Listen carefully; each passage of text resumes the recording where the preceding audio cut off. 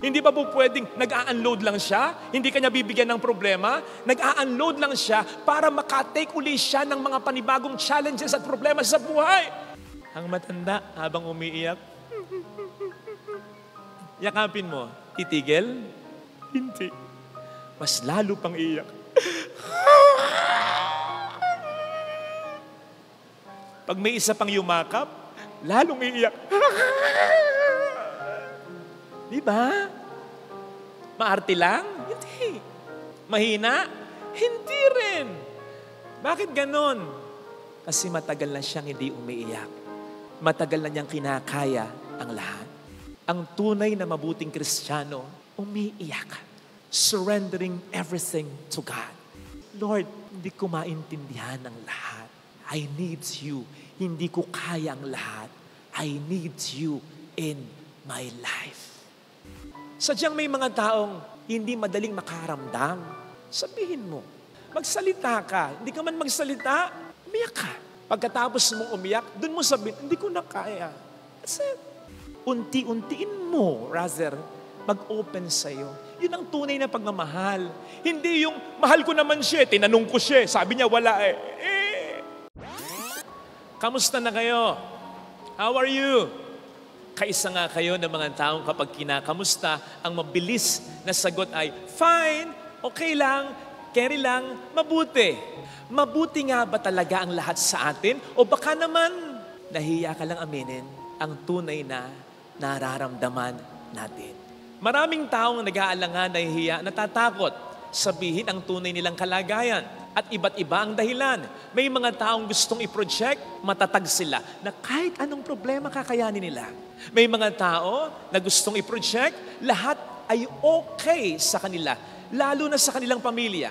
May mga tao naman na gustong i-preserve ang imahe ng kanilang pamilya. Kaya hindi sinasabi sa iba ang problema dahil ang problema pala ay isang miyembro ng pamilya. May mga tao naman na ayaw makaabala. Ano nga ba naman ang mapapalaan nila kung mag-open up sila sa iba? Kaawaan lang sila at ayaw nila yon. So bakit? Mag-open up pa.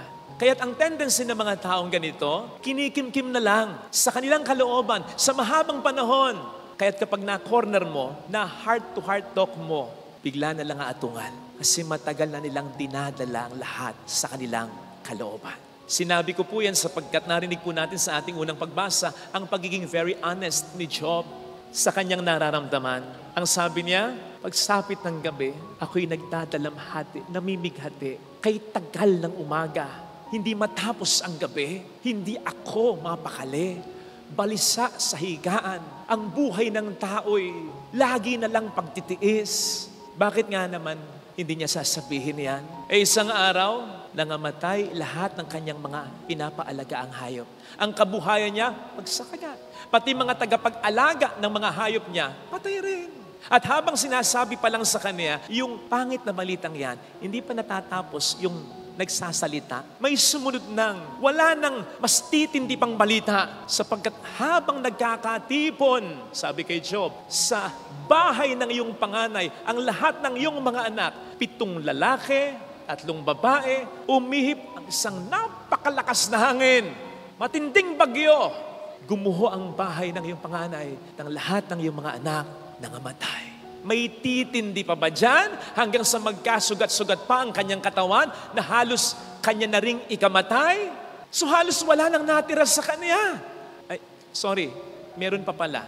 Ang kanyang asawang bungangera na habang nangyayari na ang lahat ng yan, ano ang niyo sabi sa kanya? Job, bakit hindi mo talikdan ang Diyos mo? At bakit hindi mo naising mamatay na lang para matapos na yung nararanasan? O isipin po ninyo, dagdag problema ang hatid ng bruha. Hindi pa nauna, dapat ito natabunan ng bahay eh. Tapos sinisisi pa siya ng mga kaibigan niya. Come on, kung tayo ang malagay sa ganyang sitwasyon, kahit konti lang, ano ang ating mararamdaman? At pagkatapos ay katulad pa rin tayo ni Job? Kasi sabi sa banal na kasulatan, Job is a righteous man, mabuting tao. Why do bad things happen to good people? Mula noon hanggang ngayon, ito ang ating tanong. Bakit mula noon hanggang ngayon? Kasi hindi tayo makakita ng convincing na sagot sa tanong, lalong-lalo na kapag tayo ang malalagay sa ganitong sitwasyon. Nagpapakabuti ka, nagsisimba ka, nagdarasal ka, tumutulong ka sa iba, wala kang inaargabyadong tao, tapos magkakasakit ka ng maluba o kaya ang mahal mo, malulugi ang iyong negosyo, sisiraan ka ng iyong mga katrabaho at kakampihan ito ng boss mo, masisisanti ka, samantalang namamayagpag sila na gumagawa ng mali, mamamatayan kayo? Sabihin mo pa kayang okay ka? Na carry lang, ayos lang? May iba nga dyan, ni umiyak, ayaw. Very strong nga naman. Bakit? Ikaw ba si Superman? Kahit si Hesus Kristo umiyak, kahit ang mahal na ina umiyak, sino ka para kayanin ang lahat sa sariling kakayanan? Meron nga akong kakilala. Ang sabi niya, kapag siya'y nahihirapan, nasasaktan, gusto niya umuulan. Kasi kapag naliligo daw siya sa ulan, hindi nahalata na siya'y umiiyak. Kasi sumasama ang kanyang mga luha sa patak ng ulan. Ayoko mambasag ng drip. Pero kung gusto ko lang magbasag ng drip, sasabihin ko talaga sa kaibigan kong yan, ano ka ba? Kung yan lang ang problema mo, ayaw mong may makakita, makaalam na umiiyak ka, malungkot ka, edi magkulong ka sa kwarto, doon ka umiyak. Hihintayin mo pa yung ulan. Drama naman. Pero nakita ko ang koneksyon. Nakita ko. Kasi isipin po ninyo, bakit nga ba umuulan? Bakit kusang pumapatak ang ulan at bumupuhos ang ulan ng biglaan? Bakit? Tingnan mo yung ulap. Lalong-lalo na kung paulan na. Nakita mo, yung ulap, halos manginig na. Kasi itim na, kitang-kita mong bigat na.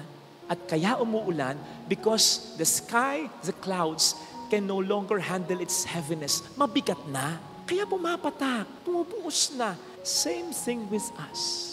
Kahit gaano ka kalakas, kahit gaano mo kinakaya ang lahat, darating ang pagkakataon, masyado nang mabigat, ang luha kusang papatak, bubuhos pa ang luhang yan, and nothing is wrong with that. Sapagkat yung sobrang hirap na hindi mo maisalita, nasasabi mo sa pamamagitan ng iyong mga luha, para saan sinasabi natin nangungusap ang ating mga mata. Kaya ang hindi natin masabing mga pangungusap gamit ang ating mga bibig, sinasabi ng ating mga mata sa pamamagitan ng ating mga luha.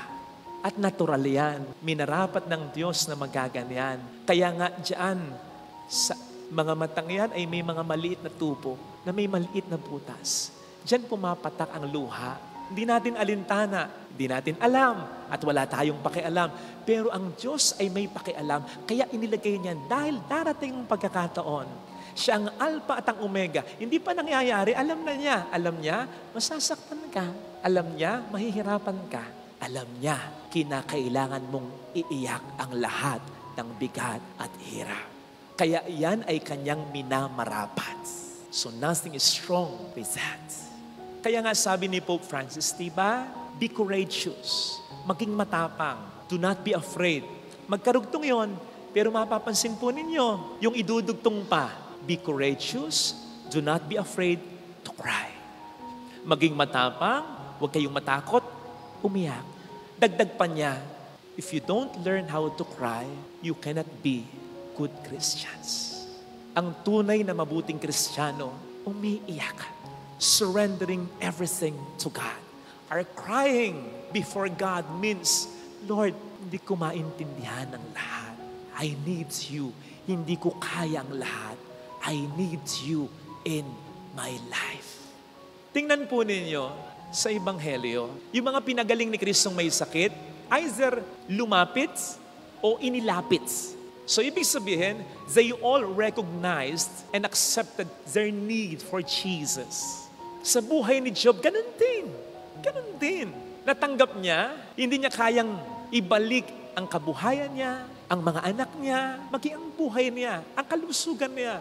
Kaya't ang pinagtuunan niya yung ng pansin sa tulong ng Diyos ay kung ano ang kanyang kaya. Pinatatag niya ang pananampalataya niya. Yung pangangailangan niya sa Diyos talaga. The Lord has given, the Lord has taken away. Blessed be the name of the Lord. Ganun sana. Nararamdaman ng Diyos ang ating mga pangangailangan, pero ramdam ba niya na mula sa ating puso'y sinisigaw natin, Lord, Ikaw ay aming kailangan. Hindi natin kailangang kayanin ang lahat.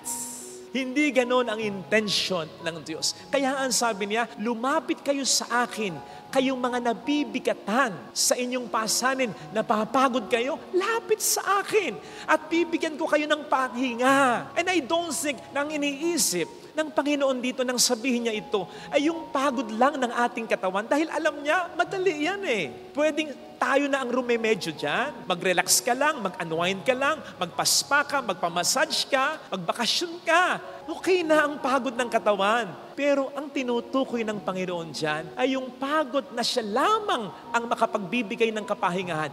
Ang pagod ng ating kalooban. Dahil kumpara sa pagod ng katawan, mas mahirap mapagod ang puso at kalooban. Sapagkat po pwedeng hindi mo makikitang umiiyak ang mata, pero umiiyak na siya sa puso, sa loob niya. Hindi lang niya talaga maipakita.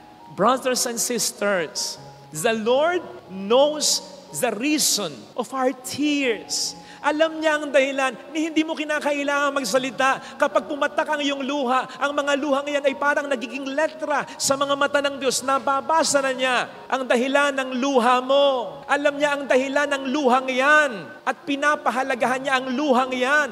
The Bible has it. God collects our tears in a bottle. Ilalagay niya, kinukolekta niya ang ating mga luha at inilalagay sa isang botelya. Anong ibig sabihin niyan? Pinapahalagahan niya ang luha mo sapagat alam niyang hindi basta-basta papatak ang luhang iyan. Kung hindi mahalaga ang bagay, lalong-lalo na ang tao na dahilan ng pagpatak ng luhang yan. Umapatak lang naman ang luha ng kusa dahil sa isang bagay lalo na tao na mahalaga para sa iyo. At hindi lang alam ng Panginoon ang dahilan, hindi lang pinapahalagahan ng Panginoon ang luha na yan. To top it all, Book of Revelation, He will wipe away our tears. Papahirin niya ang luhang yan. Sapagkat walang matinong magulang ang magnanais na nakikitang laging umiiyak ang kanyang mabuting anak. Yung kanyang masamang anak, ayaw niyang umiiyak. Ikaw pa ba na nagpapakabuti niyang anak? Luke 11 verse 11. Kung kayong mga makasalanang ama ay ganyan sa inyong mga anak, how much more your Father in heaven? Kung ikaw na makasalanan, kahit makasalanan yung anak mo, ayaw mong umiyak, ang Diyos pa kaya na mabuti? Na ayaw niyang umiyak kahit ang anak niyang makasalanan, lalong-lalo na ang anak niyang nagsisikap na mamuhay sa kabutihan. And so do not be afraid to cry. Buti pa nga po nung bata tayo eh. Hindi tayo nahihiya, natatakot na umiyak eh. Bagyang kibot, iyak. Iyak ng iyak. Bakit? Kasi hindi pa natin kayang magsalita. Kaya't ang salita natin ay yung iyak natin. Pag umiyak tayo, ibig sabihin, nagugutom tayo. Basa ang diaper natin, puno ang diaper natin, naiipit yung paa natin. Pero sapat na yung iyak na yon para mataranta ang ating mga magulang tagapag-alaga, para tugunan ang ating mga pangangailangan. Kaya't ang bata, madalas mang umiyak, sandali lang, kasi nasusolusyonan agad. Kung kailan tayo tumanda, na nakapagsasalita, mas nagkaroon ng maraming problema, mas nagkaroon ng maraming mga dalahin, alalahanin sa buhay. Kaya ayaw mong magsalita, para humingi ng tulong, para dumaing, para sabihin ang tunay na sitwasyon. Hindi ko na kaya yung ginagawa mo. Pwedeng maubos ang pasensya ko. Masyado mo na lang akong minamaliit. Asawa mo ko. Pressured na pressured ako. Ang taas ng expectation niyo. Wag mo naman akong ikumpara kay ate. Iba ako. Ayaw mo magsalita. Isip tuloy nila, okay ang lahat sa iyo. Tapos magbibisyo ka, magre-rebelde ka, magpapakamatay ka, para kang tanga. Sabihin mo muna, sinabi mo patay ka na. Pwede ka naman tulungan dumaing ka lang. Sadyang may mga taong hindi madaling makaramdam. Sabihin mo, magsalita ka. Hindi ka man magsalita, umiyak ka. Pagkatapos mong umiyak, dun mo sabihin, hindi ko na kaya. Kasi ilabas mo, open up, air it out. Nakaya mong lahat hindi nakapagtataka, ang bata, pag umiiyak, yakapin mo, pangkuhin mo, hindi naiyak, tatahan na. Ayos na. At pag sinabi ng bata, pag pinakiramdaman mo yung bata na okay na yon, maniwala ka, okay na yon. Wala na siyang problema. Pero ang matanda, tanungin mo, kamusta kayo? How are you? Okay po. Ayos po. Huwag ka agad maniwala. Lalong-lalo na kapag may kutob ka na may pinagdaraanan siya, pag tinanong mo, okay ka ba? Okay po lang po. Pag may kutob ka, pilitin mo siya. Unti-untiin mo, rather, mag-open sa'yo. Yun ang tunay na pagmamahal. Hindi yung, mahal ko naman siya, tinanong ko siya, sabi niya wala minsan nga papilit Ang tunay na nagmamahal, anak, mahal, alam kong may pinagdaraanan ka, sige upuan natin ito, pag-usap. Yun ang tunay na malasakit. Hindi ka titigil at hindi ka aalis hanggat hindi siya nagsasabi sa'yo. Hanggat hindi mo nasisigurado, okay talaga ang mahal mo, siguraduhin mo muna. Kasi may mga taong ayaw magsabi talaga. Kaya nga, ang matanda, pag sinabing okay siya, wag agad maniwala. At kaya nga din ang matanda, pag umiiyak, hindi tulad ng bata na kapag iniyakap mo, titigil na. Ang matanda, habang umiiyak, yakapin mo, titigil? Hindi. Mas lalo pang iyak. Pag may isa pang yumakap, lalong iiyak. Di ba? Maarte lang? Hindi. Mahina? Hindi rin. Bakit ganon? Kasi matagal na siyang hindi umiiyak. Matagal na niyang kinakaya ang lahat. And so crying does not always mean that you are weak. Crying sometimes means you have been strong for so long. Matagal ka nang nagpapakalakas para sa iyong pamilya. Okay yun. Pero hindi yun pwedeng hanggang wakas. Darating at darating ang pagkakataon. Mararamdaman mo yung bigat. And nothing is strong is that. Kaya dapat, yun din ang iparamdam natin. Sa bawat isa, nothing is strong with that. Hindi nagbabago ang pagtingin ko sa iyo. Mataas pa rin. Ikaw pa rin yung strong person na kakilala ko. Hindi, huwag kang mag-alala. It happens. May hangganan ang kakayanan natin. I still love you. I still believe in you. Ganun lang. Hindi yung umiiyak pa lang, nag-o-open na pa lang, para kang yung asawa ni Job, para kang yung kaibigan ni Job. Sinosopla mo na agad. Sinisisi mo na agad. Ano ba?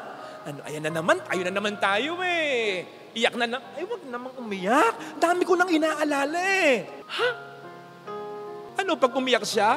Madadagdagan yung alalahanin mo? Hindi ba po pwedeng nag-a-unload lang siya? Hindi ka niya bibigyan ng problema? Nag-a-unload lang siya para makatake uli siya ng mga panibagong challenges at problema sa buhay. Hayaan mo siya, intindihin mo siya. Mas malaking problema kapag pinigil mo ang pagluha niya, ang pagsasabi niya sa iyo, ang paghingi niya ng malasakit o concern, pang-unawa mula sa iyo. To end this, alam po ninyo, minsan may mga nagtatanong sa akin, Father, bakit kapag nagsesermon ka, minsan umiiyak ka? May pinagdaraanan ka ba? Sa loob-loob ko, chismoso to. Umiiyak lang, may pinagdaraanan na. Hindi ba pwedeng natatouch lang? Sa totoo lang, wala. Sa ngayon, wala. Salamat sa Diyos. Kaya madalas sa panalangin ko, honestly, pinagdarasal ko yung mga may problema. Lord, salamat. Pero sana tulungan mo po. Pinagdarasal ko po yung mga may problema dito ngayon, yung mga nagsisimba dito ngayon na may matinding dalahin sa buhay. Wag muna po ako ang atensyonan mo. Sila po muna. Kasi mas kinakailangan. Ganun talaga. Minsan at madalas ang panalangin ko para sa inyo. Bakit ako naiiyak? Hindi dahil ako'y may pinagdaraanan, kundi dahil madalas kapag nagsesermon ko at ang nasasabi ko ay yung tungkol sa sakit na nararamdaman ng isang kabiyak na niloloko ng kanyang asawa, sa sakit na nararamdaman ng isang taong nagsisikap pero parang walang nangyayari sa kanyang pagsisikap, sa sakit na nararamdaman ng isang anak na hindi magkasundo ang kanyang mga magulang. Ang naalala ko ay yung may mga pinagdaraanan na kapag kina-counsel ko at nagkukumpisal sa akin ay umiiyak sa akin. Sapagkat wala silang ibang maiyakan. Wala. At kaya ako nalulungkot ay sapagkat limitado naman yung oras ko Ilang minuto lang yung kumpisal, ilang oras lang ang counseling. Dumarating talaga yung pagkakataon na may mga pumupunta dito. At ang sinasabi ay yung katulad ng sinabi ng mga disipulo kay Kristo. Father Fidel, hinahanap ka niya. Kasi alam ko, follow-up ng counseling yun eh. Madalas ganun eh. Pero anong magagawa ko? May iba rin akong dapat gawin. May iba rin akong misyon. Meron din akong dapat na ibang pakinggan. Katulad ng Panginoon, hindi naman siya nagmamasungit dito eh. Kailangan lang niyang puntahan at umattend sa lahat. At yun ako, palagay ko yun ang pare. Much as I want na masolo mo ako, ako'y inassign hindi para sa isa, kundi para sa marami. May inassign para sa iyo, yung asawa mo, yung kapatid mo, yung anak mo. Siya ang una at dapat na iniiyakan mo, suporta lang ang ibang tao. Kaya sana sa ating pamilya may ganon ha. I don't have to tell you. Ang dami nang may depression. Bata pa lang may depression na. Ang dami na rin nagpapakamatay. Huwag na nating dagdagan. Maganda yung meron tayong Diyos na laging nandyan para sa atin. Pero siyempre, mas maganda rin kung meron tayong mahal sa buhay na aalamin ang dahilan ng iyak natin, na pahalagahan ang iyak natin, at unti-unti ring papawiin ang luha natin. Ito sana ang hilingin nating biyaya sa pagdiriwang natin.